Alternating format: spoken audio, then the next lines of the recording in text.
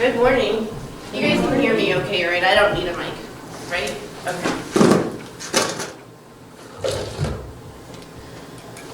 I'm going to make a mess out here. That's okay. So, like we were just talking with the kids, that we were going to talk about Joseph this morning. Okay? That's what we've been talking about downstairs with children's church and everything. And yep, Pastor Gary's here this Sunday, but he asked me to do the message. So just giving him a little bit of a break. And last week, Trent was up here and did the message. And so anyways, you guys can follow along. I'm, going to be kind of here and there in Joseph. So if you want to turn to Genesis 37, and like I said, kind of follow along, because I'm going to be a little bit all over. But after the day is done, I encourage you guys to go home and read the whole entire story of Joseph, because I'm just going to be hitting some key points. There's so much in that that I was not going to be able to cover it all this morning.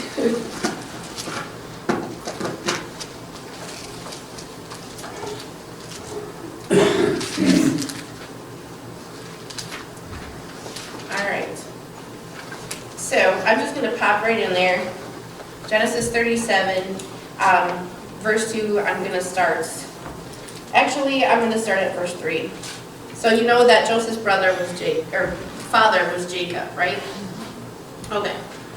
So Jacob loved Joseph more than any of his other sons because he was the child of his old age. And he made him an elaborately embroidered coat. I have the Message version right now, so it's going to be a little different than what's up on the screen. So it's the coat of many colors that we all hear about, we learn about Sunday school, all that. So it's a beautiful, beautiful coat. Jacob just loved him so much. And when his brothers realized that their father loved him more than them, they grew to hate him and they wouldn't even speak to him. So here we have Joseph. I believe he's about 17 years old and a little bit naive to what maybe he should be sharing with people all the time, because here's what happens next. So he has his dream, right? And he tells his brothers, and then they hated him even more. So he wasn't on the high fives spectrum there with his brothers.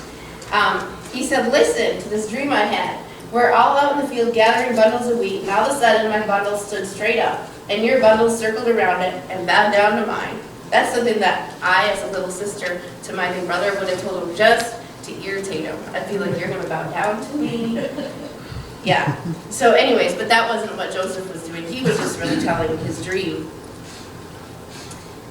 His brothers said, so you're going to rule us. You're going to boss us around, and they hated him even more than ever because of his dreams and the way he talked. So he had another dream, and he told this one also to his brothers. He said, I dreamed another dream. The sun and the moon and 11 stars bowed down to me. Now when he told it to his father and his brothers, his father reprimanded him. So his father's getting irritated with him too. He's like, what are you talking about? So am I and your mother and your brothers all supposed to bow down to him? Now his brothers were really jealous. But his father brought it over the whole business. His brothers had gone off to Shechem where they were pasturing their father's flocks. And Jacob said to Joseph, your brothers are in the flocks. And I'm going to stop right there really quick because I'm going to jump into the comparison trap. How often do we make comparisons in our own lives, right? There's comparison, there's jealousy. Usually in the root of comparison, there's the jealous factor. And so that's what Joseph's brothers, they are jealous. They're like, man, he gets this cool jacket from our father, and what do we got? Just this bland stuff going on. And he has this really cool jacket, and I don't think that he should have it. So, yeah, it's not cool. So this little jealous monster keeps growing and growing and growing and growing, and then his brothers are going to, take care of it and take care of him. Well, in our life, jealousy comes down to this. I'm going to share a little personal story with you. So I was at a Bible study, and some of you guys have heard this story before. I was at a Bible study, and the topic was jealousy, and I was just like, I don't get jealous. I really don't. I'm really happy for people when they get this, when they get that, and I'm super happy, and I want to celebrate with them, right? So I was just like, come and share. The girls at the table were kind of like, okay, whatever, you're human. I think you probably get jealous of something. I was just like, I just can't think of anything right now. So a year later, approximately, I'm in my kitchen, and that's my place, is in my kitchen, because nobody wants to come in there and do stuff, right? Your kids aren't going to bug you because they don't want to do the dishes. Your husband, well, mine likes to cook, so he sometimes bugs me in the kitchen, but that's okay. We just work around that and run into each other all the time. But anyways, that's beside the point. So I'm in the kitchen by myself, talking to God, and all of a sudden he's like a Mack truck drives and just hits my face, and he's like, "You are jealous." And I'm like, "Where did that come from? I haven't, what?" He's like, "You're jealous." And I'm like, "I'm jealous? What do you mean?" He's like, "You're jealous of who you used to be." And I'm like, "What?" And so as I spent time with the Lord about this, he showed me that I was jealous about who I used to be. See, my life, I'm going to bring you up to speed a little bit. I was a single mom for 7 years. That's when I got to know the Lord. Me and Jesus got really tight because he was it for me. And that was that.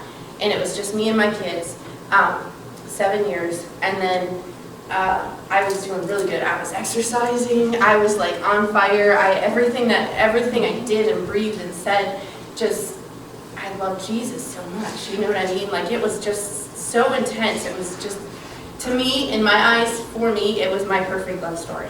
Okay, so I was there, like I said, eating healthy. I was exercising. My kids were eating healthy. We were doing everything. Everything seemed to be, birds singing and just going, "Oh," kind of thing. They weren't really. I mean, there were struggles, but God showed me along the way. Anyway, so that's that, okay? That's my old life. And then I come into this new life. I decide I'm going to go online. I've never dated as a Christian. So, like with the relationship with the Lord in my life, I'm just like, I'm going to try it. I'm going to see what's going on, okay? So I hop on eHarmony, okay? At that time, it was a Christian site. And so I hopped on there because it was a free weekend. I didn't have to pay, so I'm like, why not? Let's see what's out there. I hop on there, and, I put all they asked you 10,000 billion questions. Some of them I didn't even know about myself. I was like, I don't know. But anyways, so we do that, and it takes a while. I get no responses. eHarmony emails me, and they say, "Maybe you need to lower your standards a little bit, and you'll get some more choices." And I was like, no. I just spent all this time pursuing the Lord, and you're going to tell me that he taught me that I need to lower my standards? I don't think so. We're not going to do that. So I was thinking, I'm starting to get upset with eHarmony, thinking, whatever, this doesn't work. So I get like 1 or 2 maybe throughout this time. And then I'm like, I'm just going to stop. This just isn't it, and whatever. And it wasn't like I was really looking. It was almost just like a fun thing to do. Like, I just want to see, like those tests and quiz you can take, on Facebook and stuff nowadays. Or in magazines like we used to do. Anyways, point being is that I didn't plan to go into detail with this whole story, so I apologize. But point being is that Gary he was on it too, okay? No shame in our game, right? So Gary's on it, and he sends me this icebreaker, which is just a little blip, which you can ask somebody, with no strings attached, okay? They don't know who you are, really, and it's just a little icebreaker, just to see. Anyways, he says, "Would you go to Africa? If God called you to do it, would you do it?" I was like, okay. And I saw his profile picture, and I was like, he's okay. He's okay. He's not. I'm being honest. We're very honest in our relationship, so don't you guys think that I'm just not telling him anything I haven't, which if I haven't, I apologize because we forget sometimes. But anyways. So yeah, I was like, oh yeah, okay, he's kind of cute. And so I was like, okay, I'll answer. So I was like, yeah, if God calls me to do that, that's what I'm going to do. And so from there on, we started talking, okay? So hence the change in how things went in my life, okay? Things changed. He ended up moving up here from Arkansas, and that was in July that we started talking online. He came up in August, the end of August, then went back down, and then came back the end of September, and we got married October 4th. So it was like boom, boom, boom, boom. Just because we knew we didn't want to waste our time. We weren't ready to waste our time. We had both been through marriages before, and we were just like, no, we want to pursue the Lord, and if this is not it, forget it. We don't have time to just waste. We got stuff to do. God has stuff to do with us. So, anyway, so we get married. Okay, so now here's my life. And here's this girl who, I will tell you one of my things before I got to know the Lord, I chased boys all the time. I was like, it was a void that was in me. Now that I'm older and I understand and I know how to really be loved, because God has loved me and God has shown me and taught me, I was one of those girls that had this huge void in their life because, you know, I just felt like there was a piece of me missing. There was a piece that hadn't been fulfilled, and you know, so I was looking for it every place. And my thing was boys. I liked boys. I liked alcohol. I did that whole scene, okay? So I'm setting the stage for you. So here comes Gary. We get married. So here's my life, and I'm like, oh, you know, honeymoon stage. You get the honeymoon stage, right? And we're not in that anymore. That didn't last long. We're not in that anymore. But it's coming again. It's coming again. I think so. I think there's a lot of things that everybody could probably teach us and let us know, hey, it's coming again. So anyways, but you learn a lot. You know, you learn a lot. You go through a lot. You start understanding a lot. So we get through the honeymoon stage, and I'm kind of like, I found myself here, and I found God in my personal life way back here. When that's not how it was before. God was here. You know what I mean? He was like right with me. And I kind of threw him because I was like, oh, this boy, and you know, some of my flesh just started coming back up, and you know, that I hadn't killed. And I think that was good for me to see that you know, Kristen, you're not all there. You're not all here with me. And that was so good for me to see that because it helped in different areas. So anyways, so I'm comparing my life now. When I'm down in the dumps, when I have a day, and I'm down in the dumps, and I'm just like, man, you know, being crabby, having a tude, I'm comparing it to back here when I was just like, remember when, because the devil keeps on being like, remember when, playing that tape over and over, like I was on rewind, cassette tapes, you know what I'm talking about? Yeah, y'all are old enough. So, anyways, so I kept comparing, and I kept comparing to who I used to be, and I was so jealous, and it was an ugly, ugly, ugly monster, and it still is sometimes today.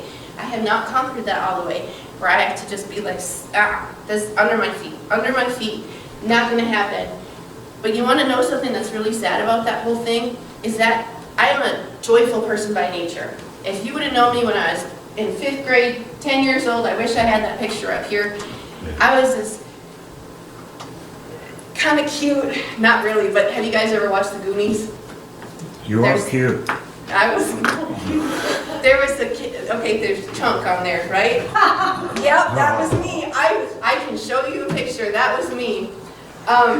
Yeah, I even had the short hair, and Melanie knows who Chunk is. I probably even did the dances he does, you know, yeah. So anyways, but I was so full of joy, and I was so happy because that's who I was. You know, as a child, you're innocent, and you are who you are. As you guys saw up here, you probably could say each of their personalities as these babies are out here worshiping the Lord. I mean, you know, so I was so joyful. But as soon as I let jealousy and comparison creep in, guess what happened? Super bad, losing the joy. And guess what? It wasn't, I just didn't lose it from me. It wasn't just taken just from me. It was taken from my husband, who he thought, he's talking to me on the phone before we got to meet each other, and he's thinking, this girl cannot be as old as she says she is, because all she does is laugh. Right? All I did was laugh. Well, number one, I laughed because I couldn't understand him. His accent was so heavy, and his voice was so deep that it was hard to understand. But at the same time, I was so happy, and I was so joyful. And I mean, everything that came my way, I was just like, no, God's got this. God's got this. And that's the first thought that always came to my head. So as soon as I'm comparing and I'm in this jealous state of mind, which I didn't only take away joy from myself. I took it from my family, my friends, my parents who, you know, don't quite know the Lord at this point in their life, and they saw me just, so they're looking at it thinking, what happened in her life? Something, the only problem is that Jesus was way back here still. And I was right here trying to do this, you know, trying to act. God spoke something to me one time. He said, you are not failing. He said, but you are not functioning. Not functioning in what he called me to do. So, anyways, jealousy, comparison. Let's bring this to out of what I go through. Look at that neighbor. They got a really nice house. Why don't I have a nice house? This is us, this container, okay? That girl's nose. She has the cutest nose. I wish I had that nose. My nose is so ugly. I really hate my nose. Why can't I have a different nose? I don't know. Men, y'all do both? You guys compare. I don't know. Noses, definitely. You do compare noses? Whatever. All right. I mean, I'm serious. Girls do compare noses. Somebody shout out something else that you compare that you struggle with. Our children. Children. Look at those kids. They act all whatever. And I mean, this is where I'm coming from with my kids, because you guys all seen Josie, and I'm like, why can't she just sit still like those people? Like, and you know, it just, oh. Okay, another thing. Shout it out. Body image. Body. Oh yeah. I've been there. Still there. Sometimes. Body image. I wish that I had their body. My dad has told me in the past. I won't tell you what my dad told me because it's a spoiler. But anyways. What's that? Clothes. Clothes. They have the nicest clothes, the coolest clothes, all updated in style. Why can't I have that? I got 2 more rocks here, guys. They can buy what they want and go wherever they want to go. Yeah, they can do whatever they want to do. Okay, this is a big one. Give me a big one. Experiencing miracles. Experiencing miracles. It happens to them. Why can't it happen to me? I have that sometimes. Funny story. I had that sometimes with some of the people that see me now. They're like, why does she get to go and have a husband now? You know, she was single and she was messed up and she was, you know what her ex-husband was doing and you know, whatever. I get that right now. Why can't I just go and do church planting? Have at it. Do church planting. Do it. Just do it. If God's called you to it, do it. He will provide miracles for every one of us. And that brings us actually back. Oh, no, don't yet. Let me follow my notes instead of following them up here. John 10:10. Gary, you want to throw that on the screen? The thief comes to steal, kill, and destroy. But he has come that they might have life. And abundantly, not just a little bit. Not just a little bit, but abundantly. And the other thing in that whole comparison thing that God was teaching me is that his mercies are new every morning. So just because today was a really bad day on my comparison issues, and I probably hollered at my husband, hollered at my kids, and just had a bad attitude, his mercies are new every morning. Yeah, you laughing because you know exactly what I'm talking about this year. Yeah. Yeah, so Lamentations. You want to throw Lamentations up there, Gary? The faithful love of the Lord never ends. His mercies never cease. Great is his faithfulness. His mercies begin afresh each morning. Praise God for his grace. For his grace, he just doesn't look at you and be like, ooh. So it's never too late to be who God called you to be. And through God, you can have the strength to achieve all of that. One last note that I have on this part, and then we'll finish going into Joseph. So don't hold this against me, okay? I left a pot roast in a crock pot one time at my house, okay? I didn't, and some of you heard this story, but sometimes a reminder's a good thing. Left the crock pot. I was like, I'm not cleaning that. I don't even know if I cooked it. He may have cooked it. But I was like, I'm not touching that because it was getting really nasty and hairy. And there was like stuff growing all over it. It's in the corner, and there was a perfect little nook, so people that walked in our house, you couldn't see that nook, so it really didn't matter. So I just pushed it there and I let it sit, and I'm like, I ain't doing that. That's disgusting. I'm just gonna, you know, you want to throw the whole crock pot away because it's so gross. Well, the Lord used that. He's just like, Kristen, that's exactly same thing with your relationship with me. You can either push it in the corner, let it grow mold and stuff, and expect someone else to come and do it, or you can take the time to go through what you need to go through to get all that mold and nasty and gross stuff off and dump that stuff in the garbage, because that's not how I expected you to live. Okay, so God used that nasty, stinky, moldy pot roast. Yes, I do have those things in my home sometimes. Yeah, He used it to tell me to get your butt into the Word. And I want you to sit with me, and I want you to learn, and I want you to understand who I am, because in that you understand who you are. And come closer, and come closer, and come closer. So He's just always calling us, even if it's through a nasty pot roast that's all moldy, look for Him in it. Because He always, it's good. Right, Gary? Pastor Gary preached a couple of weeks ago about it's good. It's good. It's good. All right, so now we got Joseph and his brothers are like, let's go throw him in the pit. Let's get him in the pit. Okay? Right? You guys kind of all know that story. I mean, if you don't, go and read, okay, the story of Joseph. So he's in the pit. Joseph, I wonder what Joseph is thinking at that time. You know, I wonder if he's thinking, what did I do? What, you know, huh? I don't understand. Well, jealousy and comparison drove those brothers to throw him in the pit. And their selves got really, really heavy with jealousy, and it's really hard to get rid of that sometimes, because then you're in the pit. So poor Joseph, he's in the pit, and guess what? There's no water in there either. It's pretty dry. So here's Joseph, and comparatively to our lives, sometimes we get thrown in pits, right? Sometimes we're in a pit. Sometimes we want to decorate our pits, because our pits sometimes become really comfortable. Sometimes. But I think the devil likes to throw us in pits sometimes because he thinks that we're going to lose our hope. Joseph did not lose his hope. Throughout the whole story of Joseph, you see that he was obedient to God, and he did what God called him to do and wanted him to do, because he believed that when God told him a promise, God didn't end it with, oh, I'm just kidding, by the way. Right? So, sometimes it does steal our hope while we're in that pit. But can I encourage you guys a minute with something? I want you to know that God does not call you by your issues. He does not call you by your issues. He does not say, oh, look at that alcoholic walking around over there.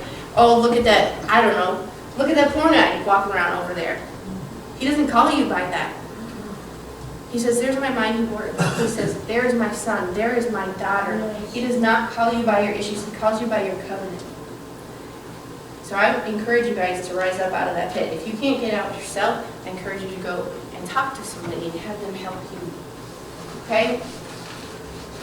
Another thing that I want to point out, when Joseph is in his pit, and I know the Bible doesn't talk about what's there, but I just think about being in the pit. I try to put myself in that pit and how Joseph probably felt betrayed and everything by his brothers. But Joseph continues to look at God's promises. So, to bring it, I know this is a little bit off, but it's an important thing for you guys to remember, that when we're called to put on the full armor of God, it doesn't talk about the armor of God being back here, okay? And there's a reason for that. There's a reason for that because God doesn't say you're going to go backwards. Whenever you put on the armor of God, you're always going forward. So He has you ready. He has you prepared all in front. He doesn't want you going back here. You're not in His will when you're going back here, okay? So I have to stop going back to this, because I can tell you it can get me into a lot of trouble if I keep on going back and comparing to how it used to be.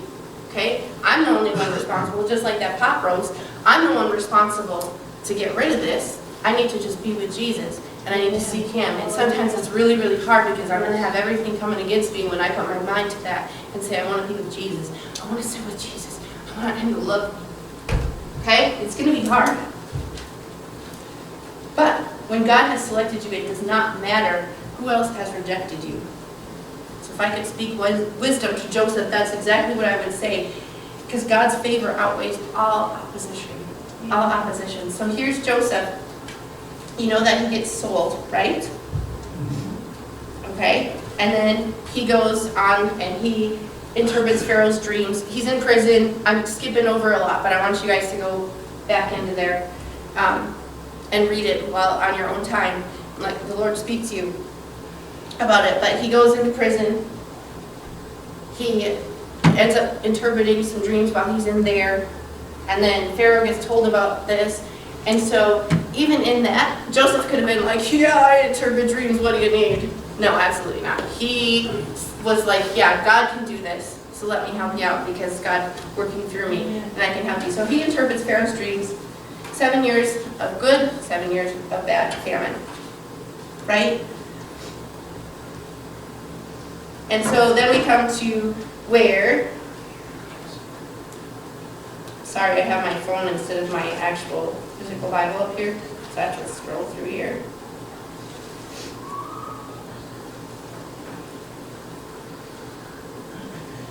So you guys know that he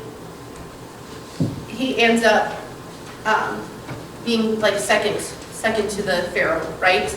And the whole matter of things. And so he is working on storing everything up and keeping it for when there is a famine. So then people are like, oh my goodness, famine hits. And then people are like, oh my goodness, what do I do? People, including his family, that had thrown him into the pit, are starving and they're like, we need food. So they go and find Pharaoh, or not Pharaoh, but Joseph. Gary, do I have that on there? My phone is not. So Joseph was 30 years old when he stood before the Pharaoh, king of Egypt. And Joseph went out from the presence of Pharaoh and went throughout all the land of Egypt.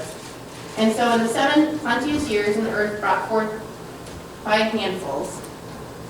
When he gathered up all the food of the 7 years, which were in the land of Egypt, and laid up the food in the cities, the food of the field, which was round about every city, laid he up in the sub. I can't read that word, it's off the screen. And Joseph gathered corn as the sand of the sea very much, until he left numbering, for it was without number.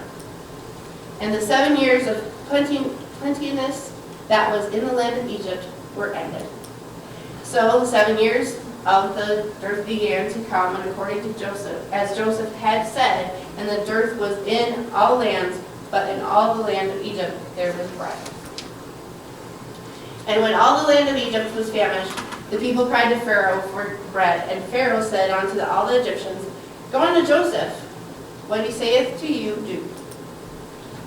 And the famine was over all the face of the earth.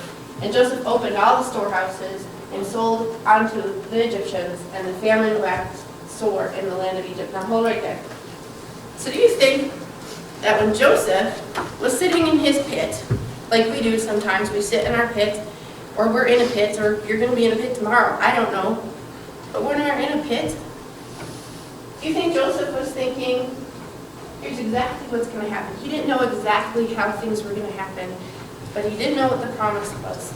He had the dreams, and the dreams that they were going to bow down to him. He probably didn't know how we were going to get there, right? But Joseph also remembers that the Lord keeps his promises.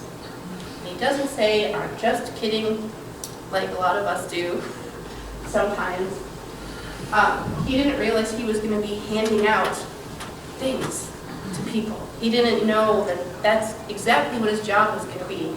God did. God's always working. God knows exactly what's going to go on. We just got to trust the process with him, right? So anyway, we can go on. Do I have another one up there, Gary? Okay. And all the countries came into Egypt to Joseph for to buy corn, because the famine was so sore in all the lands.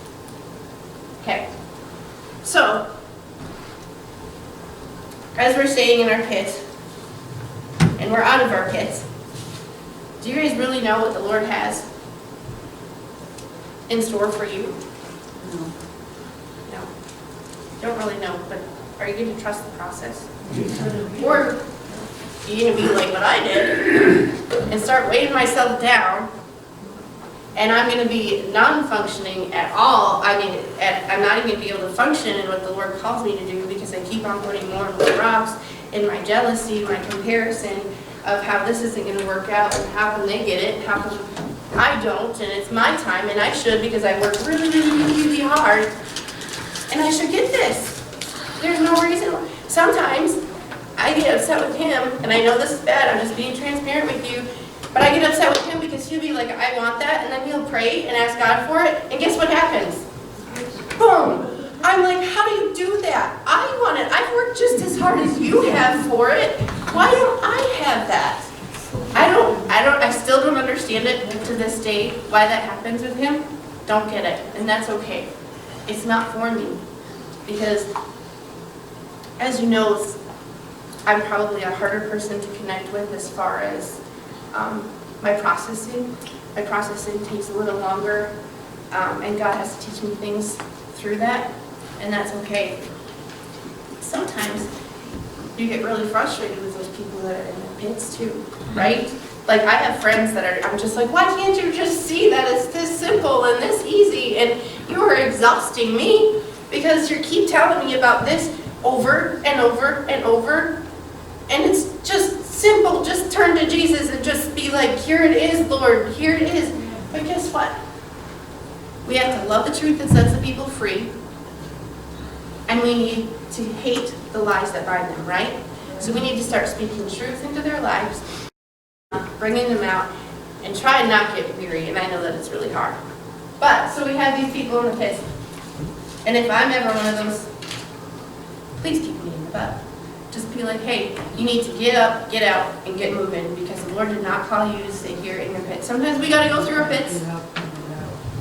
Sometimes we got to go through those pits, right? Because we have to learn. Like me, man, that hit me, like I said, like a Mack truck, that I was jealous, and I was seriously destroying my relationship. Like, I was like, I couldn't give all of me to my family, to my husband, to just to be joyful, because I know, and I'm not being boastful, but we each have something in us that the Lord wants to get out of us, right? And mine is joy. Mine is contagious joy. Sometimes people get really mad at me because I'm so joyful in those situations, and they're like, why are you even smiling? Blah, blah, blah, stuff like that. Man, don't let the comparison or jealousy of others bring out any ugliness in you. Let it bring out the beauty. Amen. And go forward. So, anyways, I know this it's pretty short and sweet. But guess what? I'm done. I just want to pray for all of you guys and just encourage you. Like I said, and every time I like challenges, so I like to just send you all out with a challenge that you guys can look every single thing that you see today, whether it's a leaf falling from a tree, whether it's a snowflake falling, find God in that. Because God is there. God is in every single thing. And so I encourage you to do that, because that also is going to bring joyfulness. It's going to bring thankfulness.